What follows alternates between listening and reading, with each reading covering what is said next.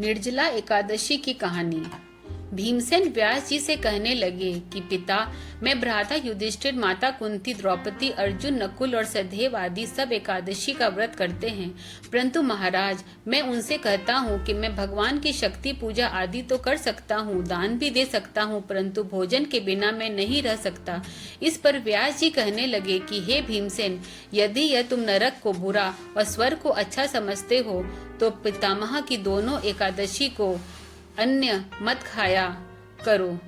भीमसेन कहने लगे कि पितामह, मैं तो पहले ही कह चुका हूँ कि भूख तो मैं सहन नहीं कर सकता। यदि वर्ष भर में कोई एक ही व्रत हो तो उसे रख सकता हूँ, क्योंकि मेरे पेट में व्रक नामक वाली अग्नि है जो मैं भोजन किए बिना नहीं रह सकता। भोजन करने से वह शांत रहती है, इसलिए पूरा उपवास तो क्या, एक समय भी बिना भोजन किए रहना मेरे लिए कठिन है। अतः आप मुझे कोई ऐसा व्रत बतलाइए जो वर्ष में केवल एक ही बार करना पड़े और मुझे स्वर्ग की प्राप्ति हो जाए।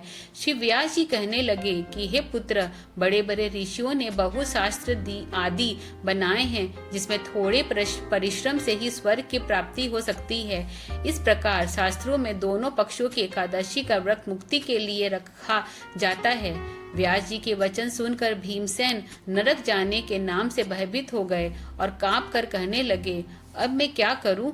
मास में 2 व्रत तो मैं नहीं रख सकता, वर्ष में एक बार व्रत रखने का प्रयत्न अवश्य कर सकता हूँ। अतः वर्ष में एक दिन व्रत करने की यदि मेरी मुक्ति हो जाए, ऐसा कोई व्रत बतलाइए। यह सुनकर व्यास जी कहने लगी कि वृषभ और मिथुन की सक्तरी के बीच ज्येष्ठ माह के शुक्ल पक्ष की जो एकादशी आती है उसका नाम निर्जला है।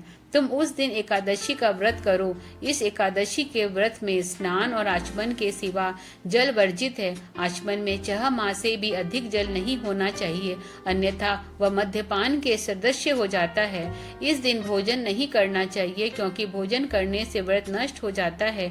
यदि एकादशी को सूर्योदय से लेकर द्वादशी के सूर्योदय तक जल ग्रहण न करे तो उसे सारी एकादशी को के व्रत का फल मिलता है। द्वादशी को सूर्योदय से पहले उठकर स्नान आदि करके ब्राह्मणों आदि को दान देना चाहिए और इसके पश्चात भूखे और संताप ब्राह्मणों को भोजन कराकर अपने आप भोजन ग्रहण कर लेना चाहिए। इसका फल पूरे 1 वर्ष की संपूर्ण एकादशी को बराबर होता है। व्यास जी कहने लगे कि भीमसेन, यह मुझको स्वयं भगवान ने बताया है।